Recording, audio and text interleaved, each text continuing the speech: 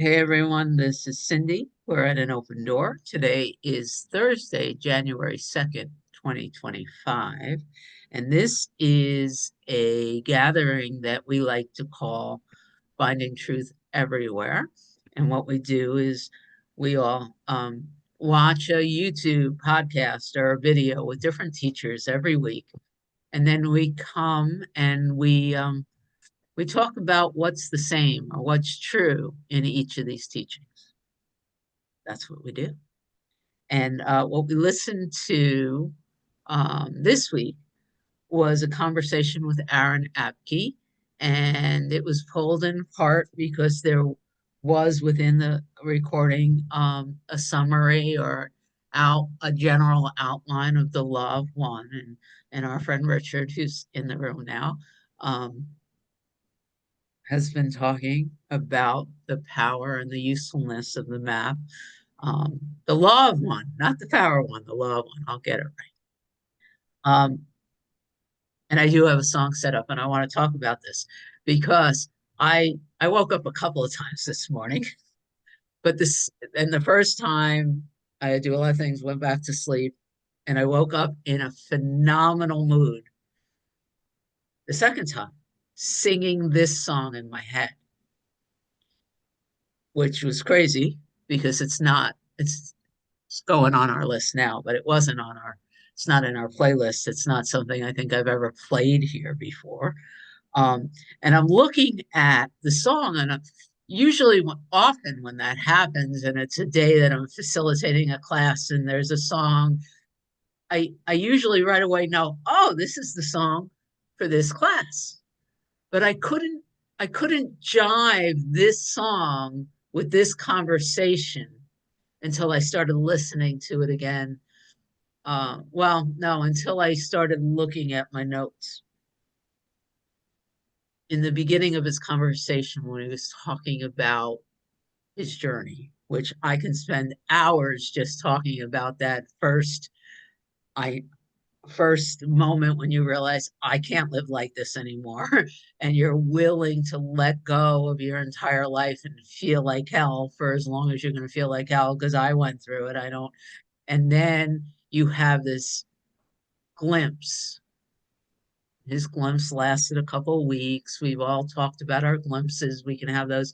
And in the glimpse, which was long enough to build his burning desire, which is another part of this conversation that I could talk about forever. Um, while he was there, he had that peaceful, easy feeling, not the song. And he knew that truth was simple. He said that. He said, I felt like so foolish to think any of this was hard. Truth is simple. Life is simple, right? And then I realized that that's what this song is. So I'll say the name of it when I start the recording again, Barbie, because I want you guys to smile when you see what the song is. I'll put it on pause. So that was Bare Necessities from the Jungle Book for anyone who's listening to the audio. And I realized I could spend hours talking about the truth teachings that I didn't realize were in that song until I started hearing it playing in my head. And, you know, the invitation to stop thinking, to be in the present moment, and to recognize that everything you need will come to you as you need it, the bare necessities of life. That if you're working and efforting too hard and you're not taking a look at what's going around you, then you're not accessing life fully. And there's a lot of invitation to stop thinking and stop worrying and allow life to flow through you. So I was very, very grateful when I stopped listening to the thinking mind and sat with the song and then offered it. So, and that was key. When I was really, there was a lot in that, there was a lot of little things mentioned in a short period of time, right? His story, though, which I've heard before, a preacher's kid, thinking that's the way to go, recognizing it wasn't, losing everything because he stepped away from his culture. And when you're a Christian of that take, it's like leaving the Mormon church almost. Your, your whole life revolves around the collective within the church. So he left his friends, he left his church, he left his job. He was miserable. Um, and then, for me, I don't think it matters that what he was doing was listening. Like the secret sauce isn't listening to Eckhart Tolle. Sometimes it's laughter, sometimes it's not. But he had that moment, right, when the veil dropped and he went from being anxious and searching to all the searching ceased. And he went through this period of knowing all was well. And some of us has talked, I've had extended periods like that. And then um, for reasons that I've heard a lot of people talk about it, but you know, the ego gets turned back on and his depression, dropped even deeper than before, but that's what fueled the next part of the journey. Um, so for me, it's an important just thing to highlight. Um, he didn't ask for any of it, right? We've been talking about that in a lot of these meetings. He didn't, well, it wasn't Aaron Apke. He was son said, I'm in the wrong place. Something happened and he got dissatisfied, right? And it wasn't anything that Aaron did that had the veil drop. So I just wanted to put that out there because it was it was just a really neat awareness that connected his story to so much of what we were talking about, and have been talking about. How and it even can take me back to it's been in a couple of the audios and the teachings, this idea that if you don't have that taste or you're not connected to that taste, then you don't have the desire to. It's the story of the tall ships, and the natives couldn't see them because there was nothing in their conscious awareness that it existed. So Aaron got the taste of what it's like to feel liberated from the belief that we have all these problems to solve. And then when the veil went up again, he had the knowing that there was something else, and that can drive you through some very, very difficult times.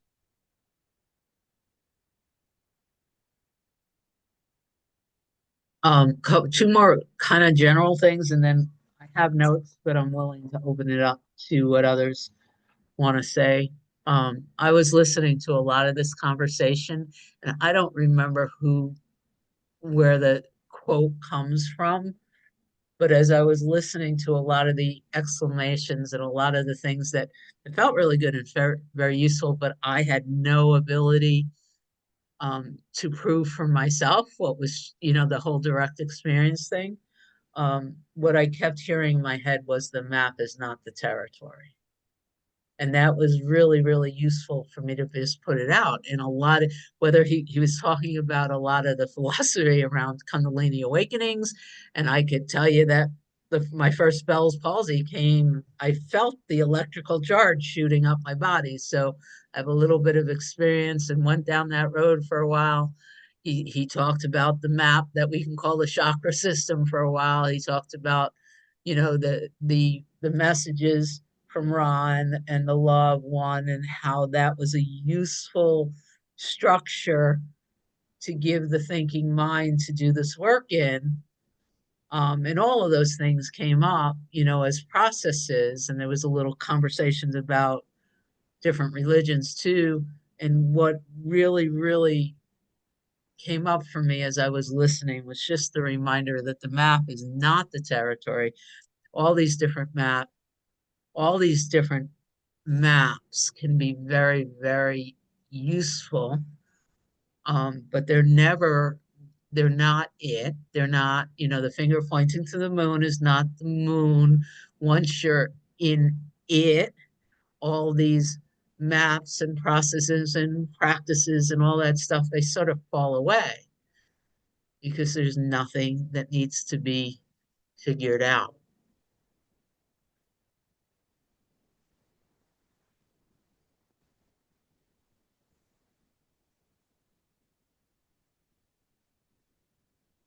I am.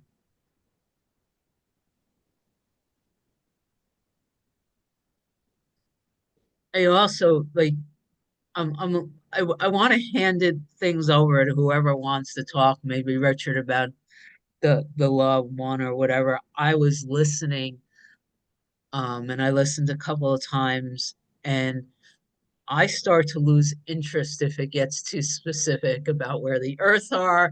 And there was this whole kind of issue for me every time he said that humans were somehow better than animals.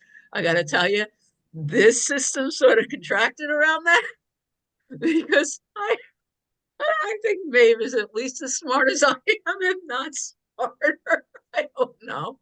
So that kind of part of that belief structure, but this whole idea of increasing frequencies and increasing vibration and the need for that, the need to go up in vibration in order to allow more of this energy to flow through the body, the need for the body to be re-known in higher and higher vibrations and releasing whether the chakras or the energy systems, whatever you want to call them. All the traditions have their own kind of way of doing that.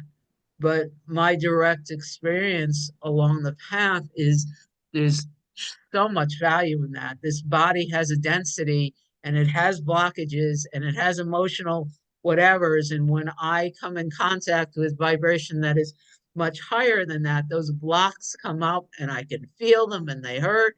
And it brings me right back to Michael Singer's teachings of the sanskaras in the heart area and getting really comfortable being uncomfortable.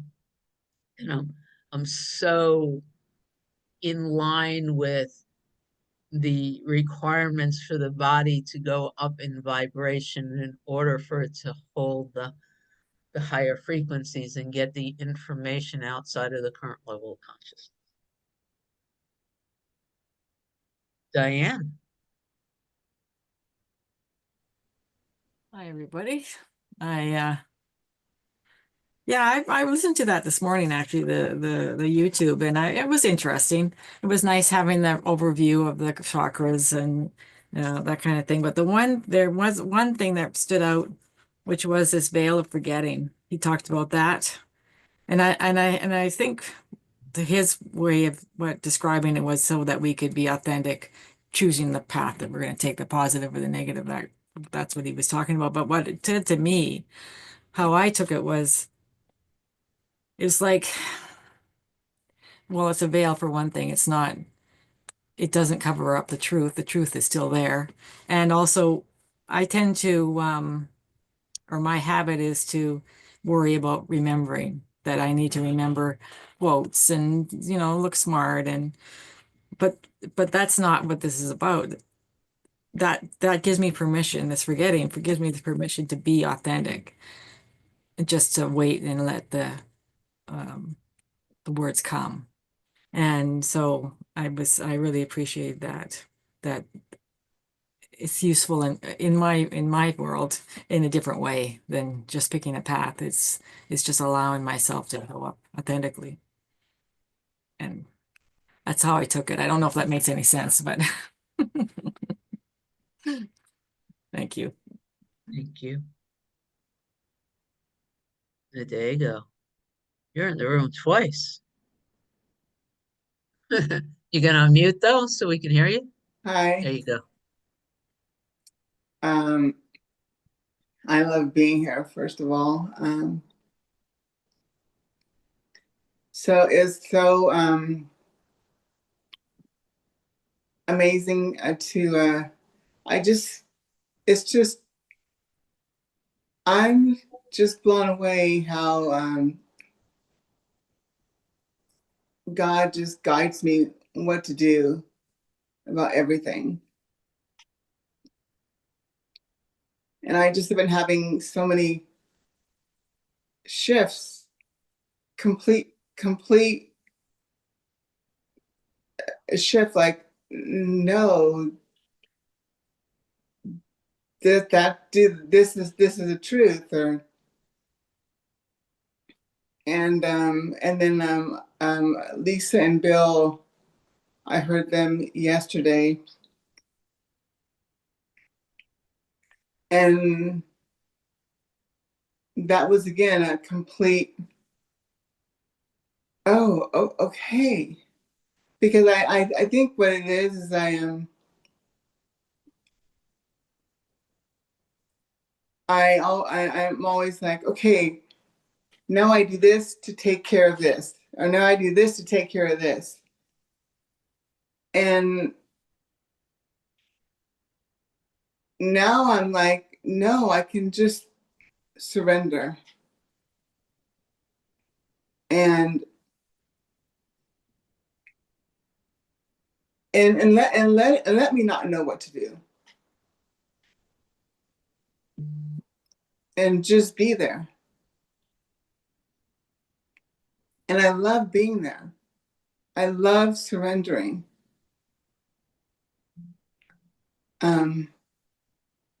And whatever's happening is perfect.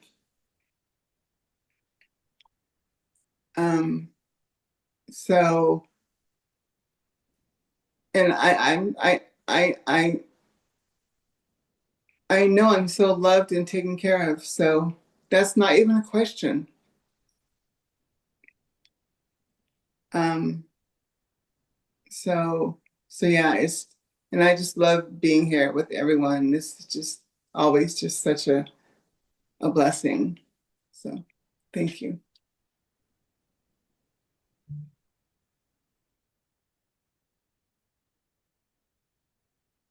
So I'm going to tell you about my notes. Somebody, maybe it was Amy, we were talking briefly before we hit the record button about his teaching around free will and choices. My notes is that he confused the hell out of me. Like I really, like I was sitting and listening to what he was talking about relative to the choice to come back and the choice, and I couldn't figure out who he was talking about, who was making the choice when he was talking about that. And there was a level of disorientation as I was listening to him. And when I got really quiet afterwards and sat in the space of what the free will slash choice is here that feels in alignment to where I currently am, it all comes back to how I'm showing up now. So I'm not currently in a life review. I'm not out of the body deciding whether or not to come back or not come back. So I have nothing here to connect with that teaching as because it doesn't feel like it's Cindy in the life review. That's not my belief structure. But I don't know whether it's true or not. What I know is in this moment now, right now, it feels like I have the ability to choose whether or not to practice, because there's been stuff happening here for a number of days. It's not bad. I'm just getting quieter and quieter and quieter, and the core of contraction or the core of density is showing up more and more. And I'm refusing to do anything about it but hold it, and so it's getting a little bit louder, right? And so it feels like I am in a continuous choice as to, can I still hold it in peace? Do I show up? do I say yes to this, or do I have I had enough and it's time to take a walk? Like it's the choice, it's the choice of how to be present with what's going on for me right now. That's where it feels like all of my that's where it feels like all the power is, and that's where it feels like the free will is. When he was discussing towards the end about life reviews and choosing to come back, what I can tell you is the system was just getting confused because I didn't know who he was talking about. Who's in the life review? Who's choosing to come? Like at that point, a lot of what we've talked about like came up in a way that I just couldn't come to grips in a way that was useful. Like I would have been able to quiet the mind by believing this or that. But right now, where I am is less about my belief and more about how can I be as present as I can and notice when I'm judging something that's outside of me or noticing when I'm judging myself and being present with it. It's a continuous kind of looking, and that's where it feels my free will and my choices, if that makes any sense. Handing it over to Amy.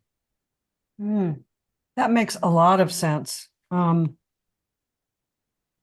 appreciated watching this video, and I appreciated Aaron. There are a couple of phrases that come to mind, and I'll just read them off, and that will be my contribution. I felt like he had more information than knowing.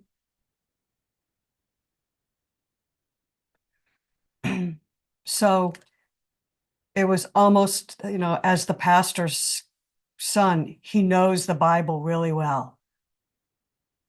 So he knows this information really well, but he's young still. He hasn't lived it, but he's got the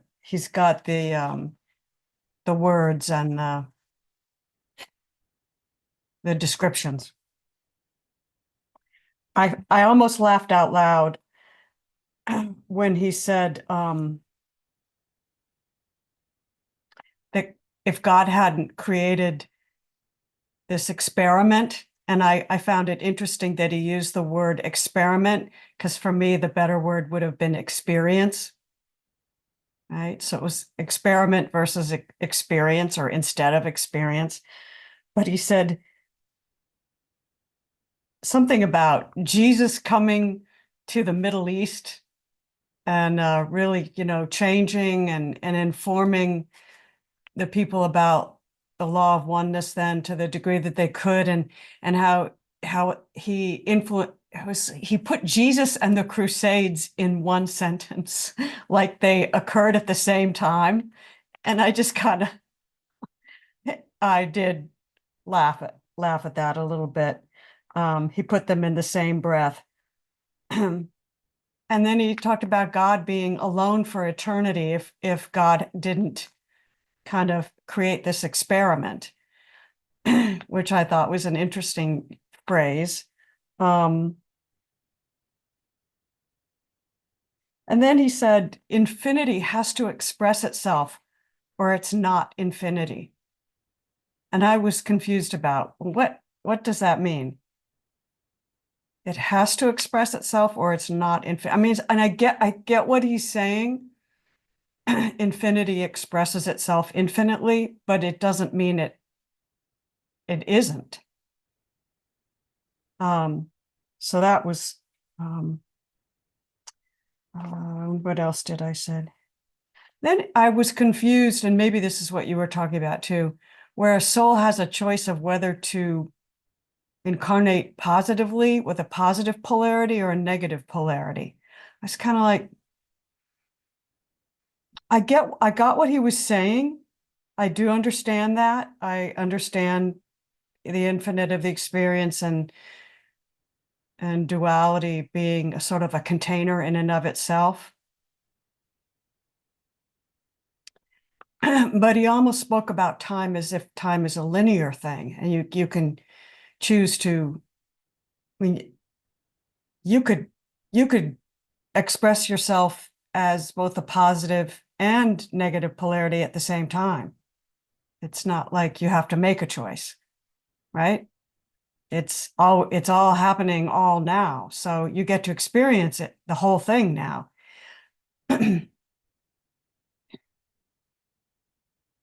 Um, what else? I think that was mostly it.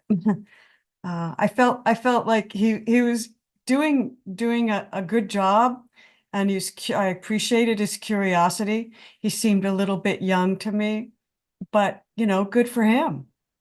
And it was a little simplistic, but I appreciated the effort and his willingness to put himself out there. So yeah, that's it. Thank I you. went I went back to write down this quote like as close to verbatim as I could, and it spoke to one of the things you said. And it is, if there is infinite possibilities, philosophically speaking, they can only exist if they are being expressed. I'm not saying I have an understanding of it, but it did sort of light up something in here, trying to understand how that is of value in my current expression and desire to know, to be who I am. Yeah, he did talk about the infinite being playful, which I really appreciated. So there's Yeah. no good or bad. I mean, he did. I feel like if he had been able to talk a little bit longer, or we had been able to ask a little bit more questions, he would have said the same thing that we all say. So So Rana knows when we first met him, and I guess he really hasn't been on the circuit for long. And I was working for Pure Presence and the Teachers of God and was playing as an admin in the background. Cindy made a decision. And it was so funny. It was similar to what I did with Bruce Springsteen when I was in high school. Because all the women around me, all they could do was gush about how gorgeous he was. He was the best looking of all spiritual teachers out there, and all they wanted to do was be in a room with him because he was so friggin' cute. And and and and I just stepped away and I said, I'm not interested, and stopped listening to him. And it was similar to being a Jersey girl in the 80s. New Jersey, and everyone thought that Bruce Springsteen was the greatest thing that ever walked on the face of the earth, and so I couldn't like him. I didn't do that about Bon Jovi, but there you have it. Hey, Richard, I didn't stop liking Bon Jovi because my best friend kissed him in high school. I just have to respond to that, and I don't want to interrupt Richard, but I just found myself. I mean, he obviously works out, and he is a body trainer, and I actually kind of found that a little not so much off-putting, but it was just kind of like, um, I don't know. It reminded me that sometimes being really good looking can be a handicap as much as anything else. Well, that's what I realized this time around. I was able to listen to him from a much more neutral place, as opposed to having that wall that I put up those years ago because of like there was a decision in the personality that he didn't wasn't cutting it because he was too good looking. This time around, I was able to drop that wall and listen from a different place. And then watch, for, in all honesty, the wall went back up every time he talked about being animals being less than we were. I watched myself going, yeah, I'm supposed to be loving this, but man, that I just couldn't. I'm not saying it's true or not true, but all right, Richard, it's all yours. Well, does anybody else want to talk about the experience for an hour before I start? Because I probably will shatter some dreams here of you and but first met Aaron at the Career Presidents Conference that Teachers of God put out. And back then, that was 4 years ago, he was a teacher of the Course in Miracles, a very good teacher of the Course. And what happened in the video we all watched for this program was he was going to talk to Next Level Soul about the law of one, not about Aaron Abke and his travel. So when he told his story, he talked about studying Eastern religions, and he never mentioned the Course. But if we listen to his other videos, the Course in Miracles is a spiritual path. And he has maybe over 25 videos on YouTube only about the Course in Miracles. So I would suggest if you are attracted to him physically or spiritually, to maybe listen to some of his YouTubes on the Course in Miracles. And then after he got into the Course in Miracles for a couple of years, he right across the law of one. So my experience with him is he was a very good teacher with the Course, not quite as good as many other teachers, but not the same field as Keith but and now he's kind of turned over the Course in Miracles training into the organization or education to Anthony Lord, and he's now the Course in Miracles teacher for his organization, and he's focusing on primarily the Fourth Density University. And the Fourth Density University is helping people to expand their consciousness and evolve into the seventh density, as he talked about in the Law of One. Now, why this has helped me is because the Course in Miracles is my spiritual path and primary spiritual path. And the Course in Miracles says there's either reality or illusion. You're experiencing one or the other, but you can't experience both at the same time. So you're either in the dream or you're in the reality. So, and we all struggle with that balance. How do I do this as a separate self without going unconscious in the deep sleep? That seems to be the only time I'm in reality, and when I'm not in reality, I'm in my separate self. So, what I like about Aaron and the Law of One is a definition of what the illusion is. So, we can all have ideas about multiple universes and all this other stuff, but the Law of One helps me to understand what the illusion is. It's so all an illusion. So whenever he talks about the Law of One, he's not talking about reality. He's talking about the illusion. And so in the illusion, you can have a soul, a separate soul. And this separate soul can go through multiple lifetimes within this density or any other density. But it's still the illusion. So without that kind of background, you might think, well, the Law of One is just crazy. It's all illusory, and it is. That's what it is. So it's another pointing to waking up to reality. But I like to liken the seventh density, for example, to the real world in the Course in Miracles. In order to get to the real world, you might have to have experiences within the illusion that are not bodies.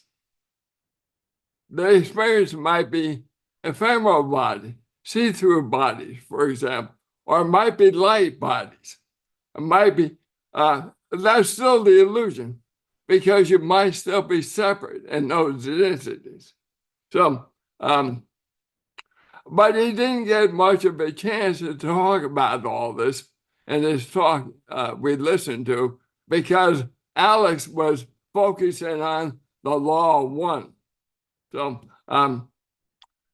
so that's all I wanted to say. I really enjoyed the talk, but it didn't go deep enough for me. It was kind of like law of one, 101, kind of thing. So, but I would recommend you, and he's one I referenced before. What he did was he took the density concept of the illusion and he applied Dr. Hawking's measurement exercise on how to measure consciousness. And he assumed that in the third density, which is what we're all seemingly experiencing, the law of the Hawking scale goes from 0 to 1,000 hertz, logarithmically.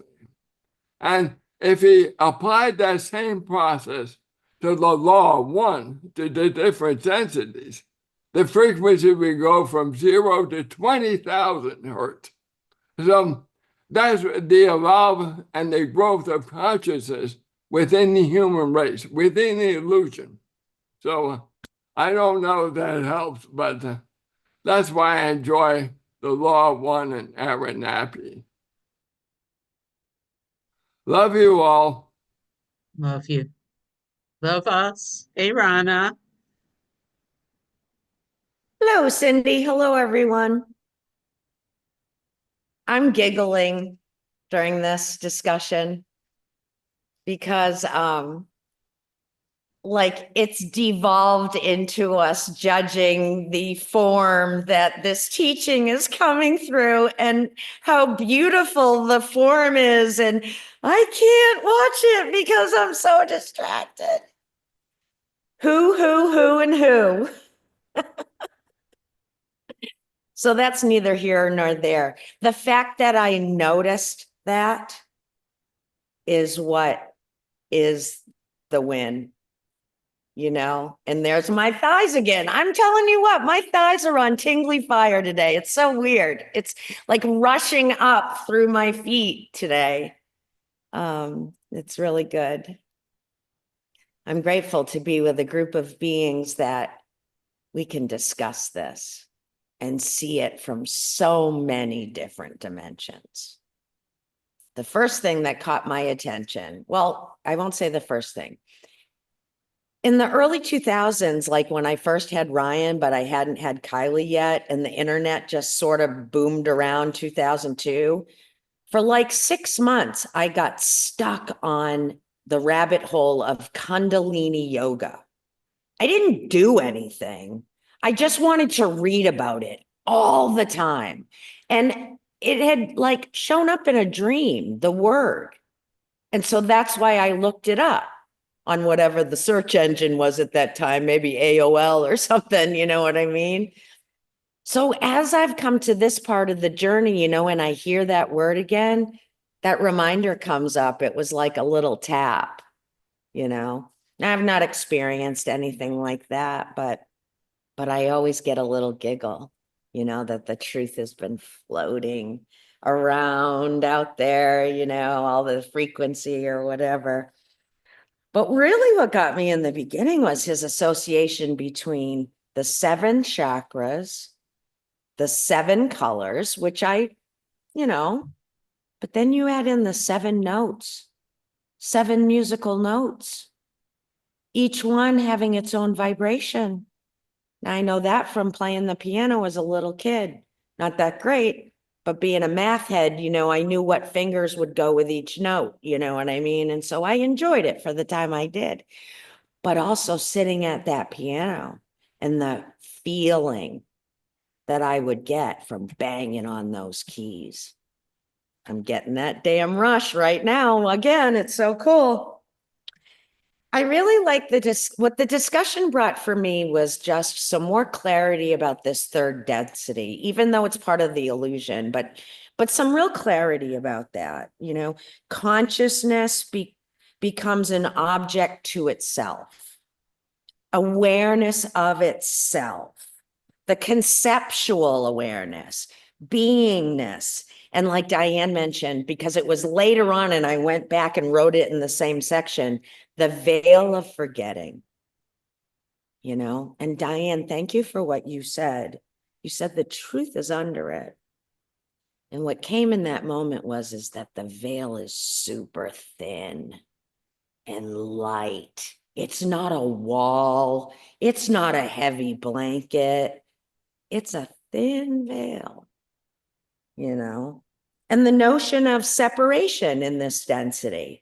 And he also mentioned later on that there's 100 times more suffering here as we think we're separate and a body, you know?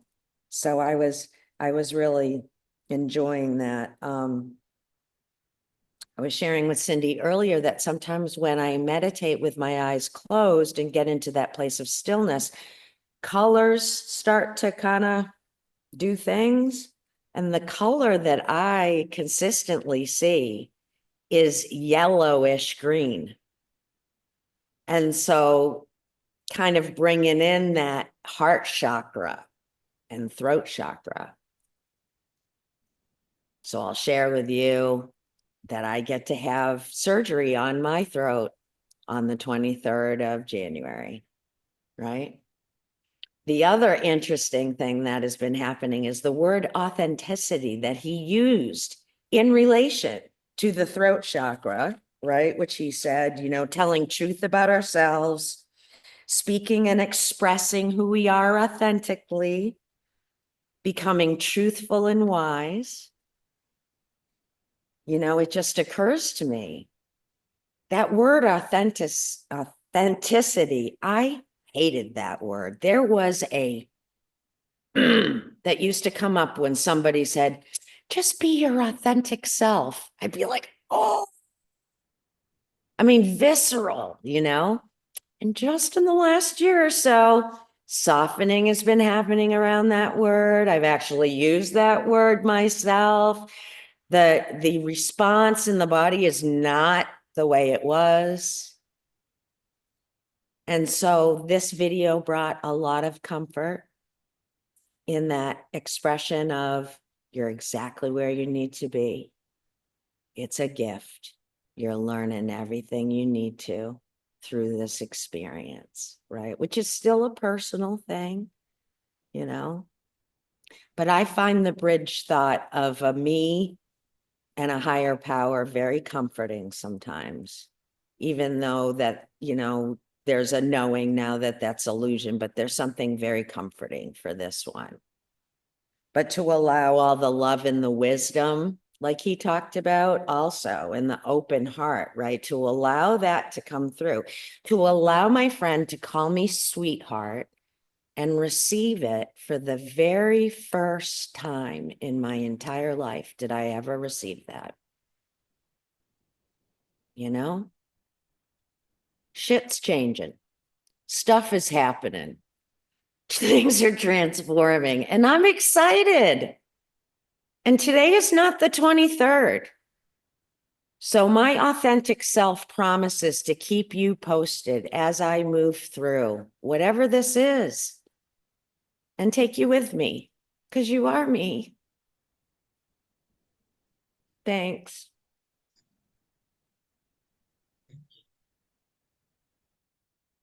Sandra.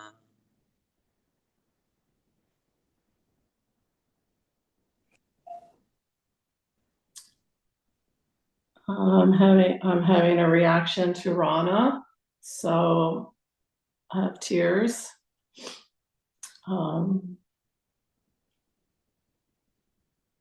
Which I don't even remember what I was going to say. But I will speak and no words will come. I trust that. I related to so much of what you said, Rana. I'll start with the fun playfulness I had about the young man's the manifestation that he is, and I had a sort of an opposite reaction. I've been loving being around youthful people with my daughters and their friends and their emerging spirituality, and it's so refreshing to me. So I found him and his interviewer to be very refreshing. And one of the things that, as each week, as we watch a different personality speak the truth as they know it, I've told myself to be open and teachable and non-judgmental, because I know the ego wants to come in and pick it apart. And at the very end, he said, hold this loosely. And I liked that. Hold it loosely. I have to hold each thing loosely because the map is not the territory. And when I do that, what happens with the mind, instead of picking it apart, it finds connections. And I love when the connections show up and the verifications of something in my heart and in my being, even if the mind doesn't quite get it yet. And that's what happened today, as it happens almost every week. I found the connections. And I like that you brought up Ronnie brought up the yellow fading into green. I thought, that's such a great, I loved that metaphor. I took it as a metaphor when he was saying it, how you're not quite one thing or the other, you're just kind of moving. It could be from one vibration to the other, or one understanding to a newer, broader understanding. And I also connected with the authentic word, because so much of my life as this person has been so inauthentic, so full of masks and roles and shoulds and trying to be. And then now the permission to simply be. And darn if the old free will didn't pop up again. It seems to be following me everywhere. And when they were talking about the Catholicism, which I was raised in, the Christian fundamentalists, which I've been there too, in their Bible studies, I thought, you know what? Sometimes the non-dual fundamentalism gets to me too. There's all these boxes and structures that always seem to be put around everything. And sometimes when I've been in meetings and I've tried to express my experience, I would be sort of gently corrected about being dual or non-dual. And I think that can be fundamentalism. So I love this idea of holding everything loosely and letting truth come through to me, to us, in such a visceral way. I really didn't mind anything he said, which I kind of liked, that I didn't mind it, even if I didn't get it. So one last thing, the video that Rana sent some of us, I think we'll all be watching, in that something was expressed about the possibilities, like the tree with branches. And in my way back when I was in school, I learned how to do computer programming. It was brand new. It's really difficult, and I learned how to do it. And I still remember, my God, there's this branch. And if you go this way, there's that branch. And if you go this way, there's that branch. There's this crazy amount of branching that goes on. And then when he brought up that this life we're living is like that, I thought, yes, that kind of answers the whole, with parameters, he said. I don't know which one of the guys said it, but one of them said it. And I thought, oh yeah, that connects with me. Because like Cindy, I do feel like I'm making choices. It's my direct experience that I'm making choices every day. And not always as the separate self. Sometimes as pure awareness, I feel that I'm moving in directions that could be that way or that way. So I don't know what any of that means.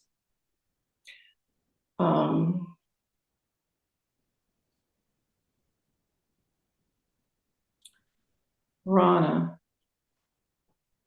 hugs to you, hugs to everyone. I love you all. So Rana sent a number of people a video, and then haven't watched it, but I started reading everybody's responses to it. So it is, I just made it next week's video. So if you've already watched it, watch it again in preparation for what we do here. And I'll be watching and listening for the first time. One of the things that is coming up here as I'm listening is how we learn. It's a very interesting thing. It's even like this particular map talks about 7 levels, but he also, as Ron and Sandra were talking about, he was talking about the levels bleeding into each other, right? And so they're not really distinct, or are they? Or is it possible that in my current experience right now, I'm hanging out more than one level? And what does that mean to the I that's in the different levels? And then, so, and I don't have any answers, by the way. I'm now a good reality check student, and Helen Hamilton's teaching us to hang out in the question. But it's an interesting thing, like this idea that there's these 7 levels. And in this space, right here, right now, right me, all 7 levels exist. And there's a piece of consciousness in all of those that are informing whatever's coming through. And if I say, well, this is confusing, what I can know is that that confusion is from one of the lower levels that isn't understanding what else is here. I don't know, but whatever I just said, it got Richard, or well, I don't know what I said got Richard to raise his hand, but Richard's hand is raised, so I am going to hand the mic over. What you said reminded me of Bashar. Bashar said in one of his interviews, those who everybody know who Bashar is. Bashar is a channeled alien from another planet. He comes to a guy named Daryl. I can't remember his last name, but Anka, yeah. He's Paul Anka's nephew or something, cousin or something. So, he says that when we have this shift in consciousness, as our consciousness rises, call it the third density, the fourth density, whatever label you want to give it, we actually move consciously in a different universe. So we no longer experience the chaos we're experiencing currently. We move into a whole new reality.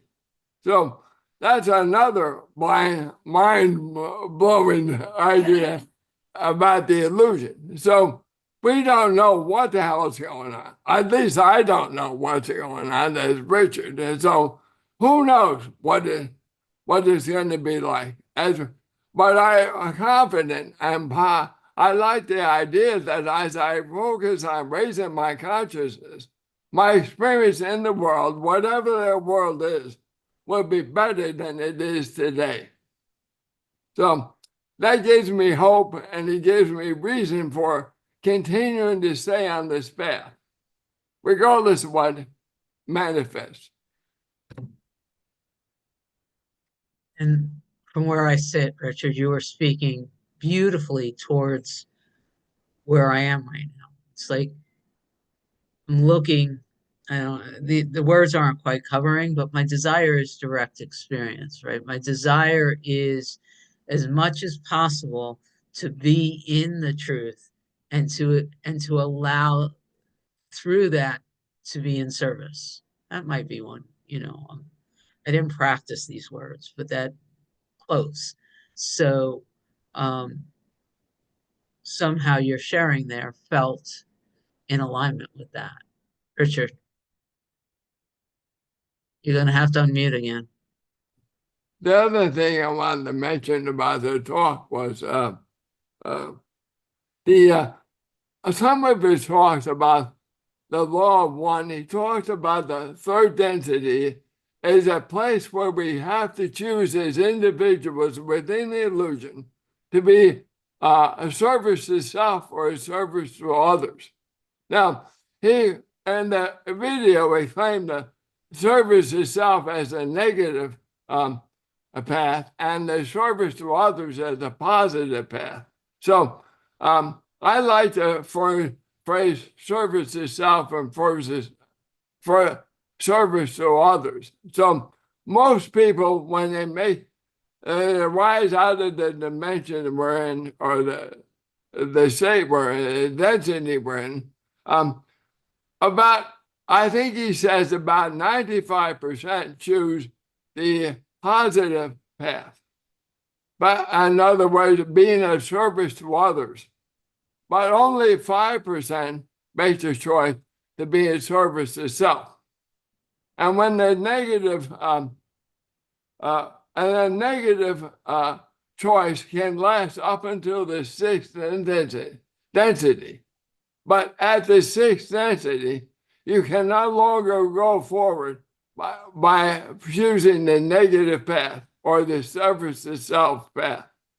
And so you have to choose, if you want to get to density number 7, and the real world and the course of language, according to me, you have to choose service to others.